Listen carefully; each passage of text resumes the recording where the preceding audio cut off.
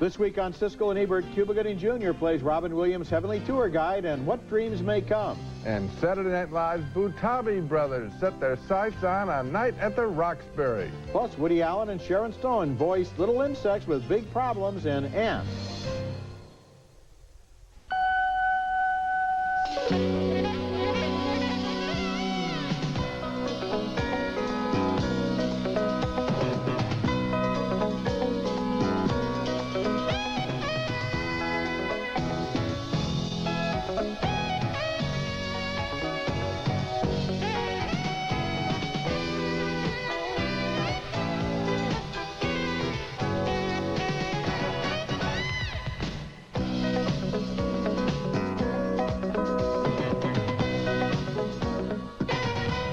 Looks like a dog?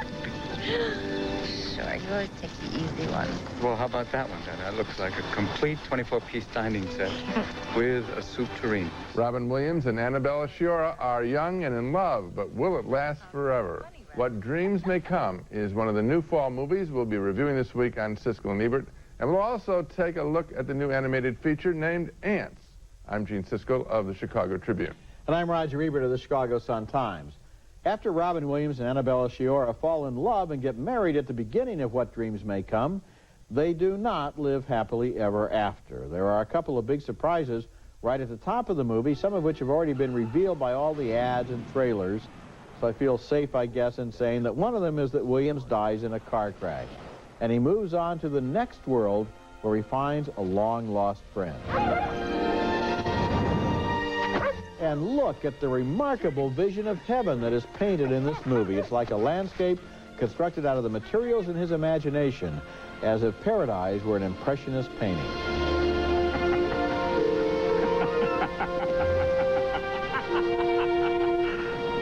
Maybe I'm not in your heaven after all, girl. Maybe you're in mine. His guide in this paradise is a man named Albert, played here by Cuba Gooding Jr., who explains some of the rules of life after death. See, we're all pretty insecure at first, so we see ourselves somewhere safe, comforting. We all paint our own surroundings, Chris, but you're the first guy I know to use real paint. There's so much here she didn't paint. Like that bird. And he gave you a start, sort of like holding on to handrails. Now you're creating an entire world here. Even in heaven, gravity seems to be a fact of life, sort of. I bet you think it all to do now!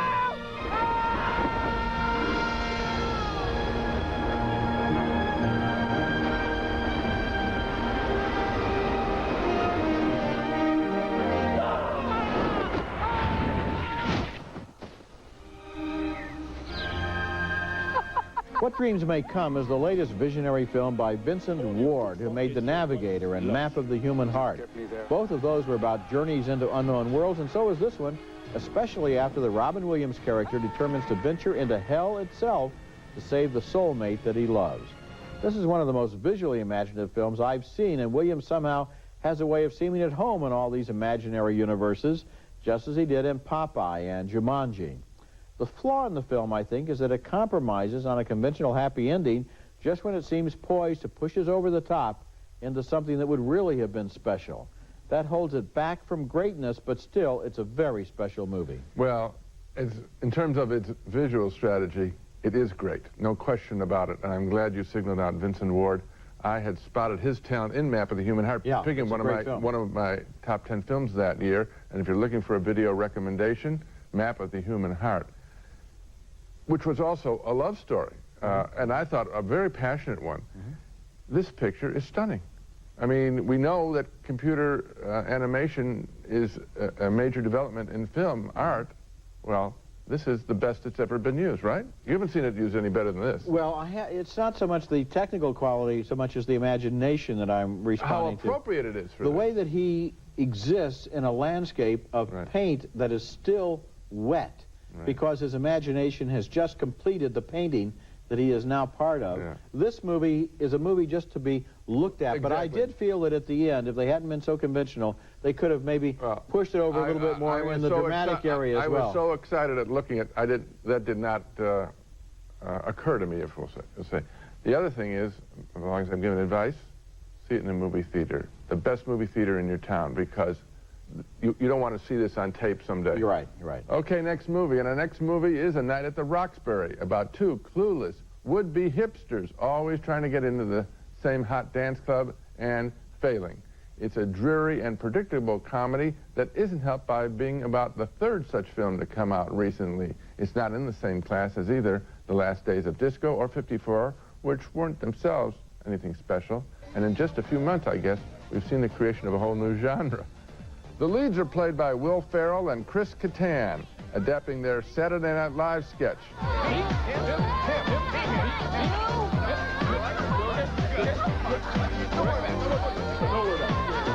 The Batabi brothers sure know how to bore women with their stories about meeting minor celebrities. And who do you think that guy was? Emilio Estevez, the mighty Duckman. I swear to God, I was there. Of course you were. You were the one who yelled the Breakfast Clubber's name. I was like, Emilio! What plot there is, as if we care, involves the guys trying to get backing for their own dance club. In the process, they are mistaken for being wealthy, which gives you an idea of just how dim the characters are in this movie. A Night at the Roxbury is utterly trivial, and the Batabis themselves are a derivative bore. Boy, I agree with you here, Gene. You know, and it's a funny thing because Chris Kattan, I love on Saturday Night Live when he does that missing link guy. I mean, I think he's really funny, but these characters are a one-joke sketch. And the first time I saw it, I liked it, you know, for 10 seconds as they're snapping their heads together, and then it ran out. And as I'm looking at this movie, I realized that it's absolutely deadly to comedy when you feel sorry for the characters. These guys are so pathetic, there's no way to laugh at them or with them. You know, you just want to, you know, hope that somehow they find happiness in life. The first 10 seconds that you say you liked is a dead lift from Wayne's World. Well, there you are then. Okay. Coming up later, there's Trouble in the Colony. Woody Allen and Sharon Stone supply some of the voices in the new animated feature, Antz. Coming up next, Dennis Leary on the mean streets in Monument Avenue. Yeah. When the cops gonna learn, huh? This town don't talk. Especially this kid right there. Get Shadowbox, skip the gap, huh? In a neighborhood bar in Boston, a local hoodlum played by Colm Meaney drops in on a getting out of prison party for Billy Crudup, and that is Dennis Leary there, playing the man looking on with a certain concern because he knows that his cokehead friend is a weak blabbermouth in a neighborhood that has swift punishment for people who talk too much. And that's a setup scene in Monument Avenue, a hard-edged, observant slice of life that stars Leary as a neighborhood car thief who begins to feel exhausted and desperate. A few moments after the previous scene, gunmen working for Meaney shoot the talkative kid dead. Then the beat detective, Martin Sheen, turns up, and he has seen all of this before. I assume they already explained to you the part about keeping your mouth shut, so let me fill you in on the rest of it. You were in the bathroom. That's right. See, everybody in this joint was in the bathroom during the shooting. Maybe you didn't know that about this neighborhood. Oh, yeah. The bar rooms around here got the biggest heads in America.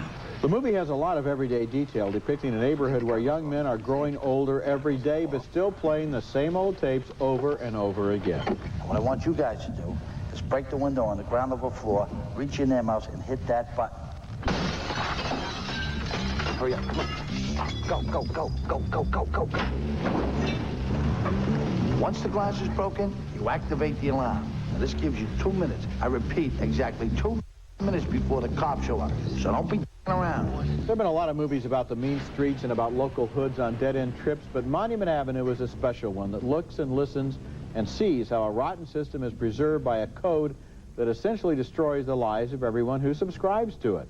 Dennis Leary, a comedian earlier in his career, who turned into a movie actor a few years ago, here shows real power and depth. This is a breakthrough performance for him, and the whole ensemble is right there with him in a movie where every day is a contest between boredom and desperation. Well, boredom describes my reaction to the film because I have seen so many of these mean streets pictures, and it's always the same. You know, the punks the alcoholic mother. That's not an original thing. The grieving. Much more than, it's not about her being an alcoholic mother. It's about her being a mother who cares and who desperately wants her son to break out of this. It's not about her drinking. I wait for the funeral scene. I mean, this. Yeah, but you've never seen a scene like the scene here where Colm Meaney goes to the wake and passes out $100 bills to the parents and relatives of the man that he just had killed, and everybody lets him get away with it. I mean, that scene is really powerful. I just felt I had been in this neighborhood too many times before. I had never seen it with such attention to the texture of the everyday life, to the way that they, you know, their days dribble out in the middle of the night with drinking and dope and talking and so forth. Drinking. Boy, there's an original thing. No, it's not just the drinking, Gene. It's the desperation. It's the circular sort of thing. It's the way that they're trapped. They're trapped from the get-go. And I felt with this picture, I was watching actors doing scenes, an actor's exercise, rather than real characters. I bought every single moment in this movie. And I didn't. Coming up next, Woody Allen, Sharon Stone, and Sylvester Stallone lend their voices to some amazing insects in the new animated comedy, Antz. In case you haven't noticed, we ants are running the show. We're the lords of the earth. Hey, don't talk to me about Earth, okay? Because I just spent all day hauling it around. You know, my mother never had time for me. You know, when you're the middle child in a family of 5 million, you don't get any attention. I mean, how's it possible? The voice of Woody Allen as an animated ant named Z, an ant described as an ant with ideas, in the visually striking, no, make that the visually stunning animated feature called Antz, which mixes humor and social satire and adventure so well, it will hold more appeal for adults than for kids. It is the Woody Allen ant who is the star of the show with his clever commentary on what a drone it is to be a drone. I was not cut out to be a worker. I'll tell you right now. I feel physically inadequate. My whole life, I've never been able to lift more than 10 times my own body weight. And when you get down to it, handling dirt is, you know, is not my idea of a rewarding career. His nonconformist attitude ultimately puts him in conflict with the officious general of the colony, voiced by Gene Hackman. Christopher Walken supplies the voice of the colonel. There is time right now for a personal moment. We're a few seconds ahead of schedule. Excellent. Ooh, ouch, princess.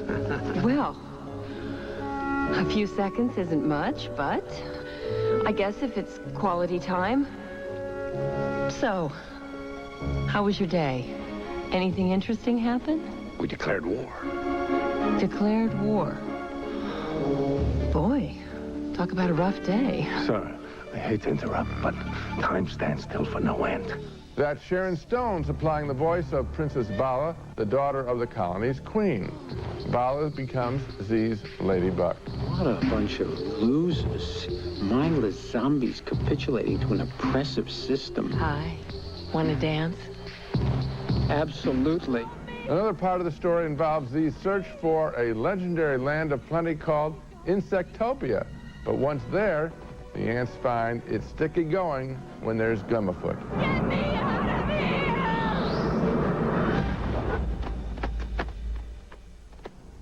Bala!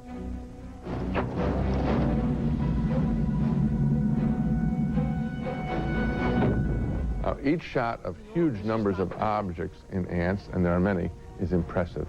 Watching this film is one wow event after another. On a more subtle level, I also appreciate the attention to detail that went into animating each blade of grass into a fibrous post.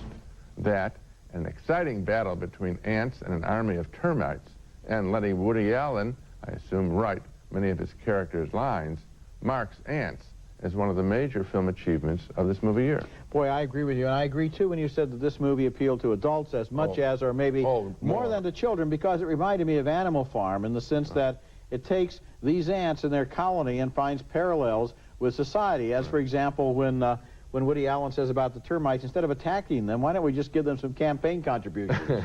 And I just love the look of the film when the ants form into that great ball and swing back and forth, working together. And the termites. Oh, the termites. And hey, the grasshopper? Grasshopper is enormous to an ant. Also, I've complained on this show about Woody Allen's character getting tired, his, you know, neurotic persona getting tired.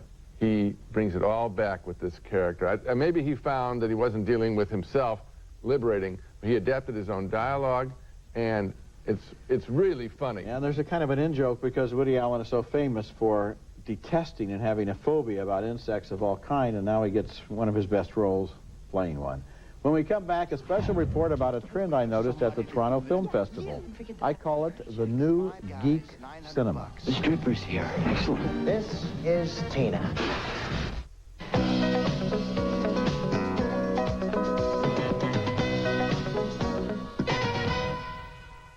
Every generation seems compelled to find out for itself what can and what cannot be said in public. But the movies are a little different because to be successful, a movie must be able to persuade an entire audience that what it's saying or showing is worth in one way or another being heard or seen. This year at the Toronto Film Festival, I saw some films that edged right up against the boundaries of acceptable content, and at least one that I think crossed over to the other side. Some audiences had more than a little trouble, for example, with Peter Berg's Very Bad Things, which is about a bachelor party that goes wrong when a stripper is accidentally killed and a security guard is murdered. How do we get her out of here?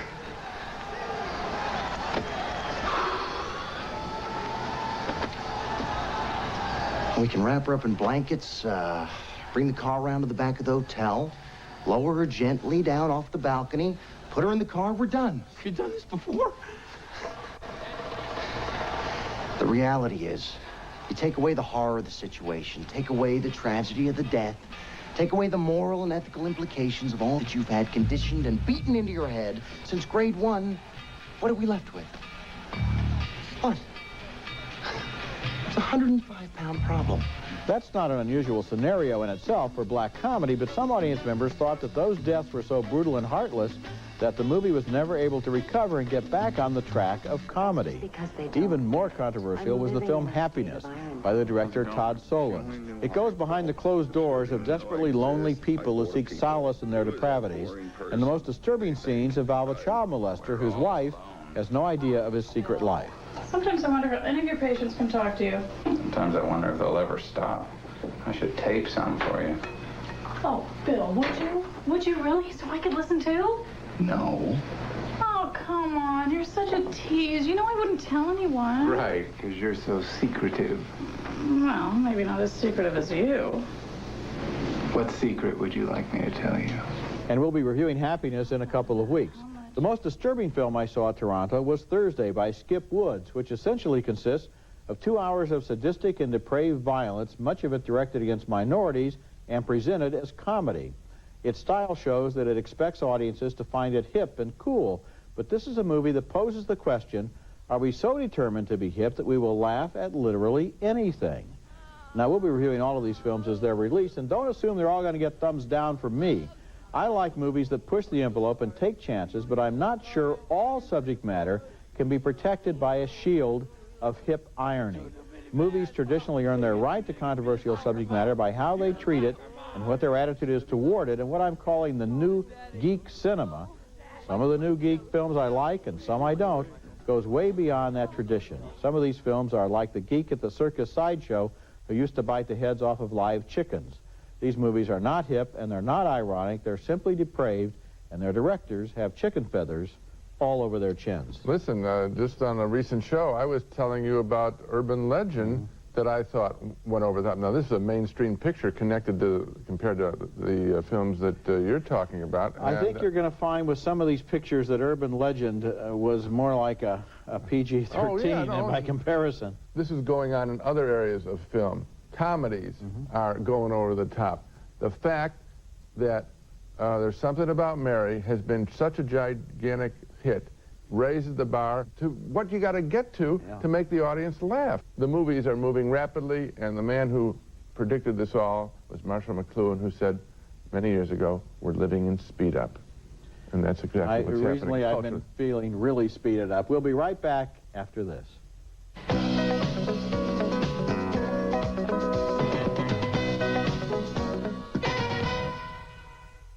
Now let's take another look at the movies we reviewed on this show. 2 enthusiastic thumbs up for the beautiful What Dreams May Come, starring Robin Williams as a man on a mission in the afterlife. Congratulations to director Vincent Ward and his animation staff on creating one of the great visual achievements in film history. 2 2 thumbs down, way down, for the pointless and witless would-be comedy A Night at the Roxbury. We split on Monument Avenue, starring Dennis Leary as a man who has dead-ended in a life of crime. I felt the film offered too many blue-collar cliches, but Roger thought the movie brought a freshness to the genre. And finally, 2 big thumbs up for the original-looking animated feature, Antz. Well, now here we have a show with 2 movies that depend heavily on computer special effects. What Dreams May Come and Antz, and in both cases, what the directors have done is use the power of the computer to express their own vision wonderfully instead of just using it as a shortcut. Filmmakers are more computer literate than ever before, and we're seeing the full flower of the use of the computer here in film. Okay, remember you can hear our reviews on the web at Siskel-Ebert.com, and our website also lists the stations that carry our show. Next week we'll be back with reviews of more new movies, including the comedy Holy Man, starring Eddie Murphy and Jeff Goldblum. That's next week, and until then, the balcony is closed. There's one way to guarantee whiter teeth. 1-2 Whiten by Natural White whitens teeth. Safe, effective. 1-2 Whiten by Natural White. We guarantee whiter teeth. Nothing tastes like popcorn cooked in a pot on the stove. Except, new home-style microwave popcorn from Pop Secret. Have fun all year long with this year's newest family game. Spin the calendar and land on your lucky day. Make a date with Game of the Year from University Games. Uh-oh, another chocolate attack. Better reach for a Tootsie Roll or a Chocolatey Center Tootsie Roll Pop. Delicious. And as always, low in fat.